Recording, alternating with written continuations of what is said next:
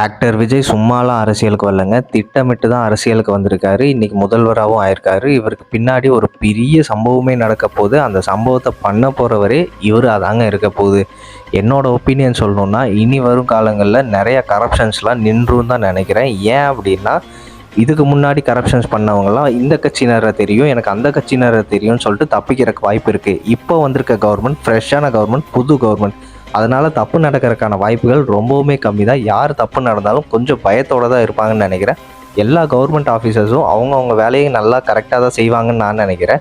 And அது பொதுமக்களுக்கு ரொம்பவுமே யூஸ்ஃபுல்லாக இருக்க போது இந்த கவர்மெண்ட் மூலிமா. ஸோ இப்படி ஒரு மாற்றத்தை தான் மக்களும் எதிர்பார்த்தாங்க.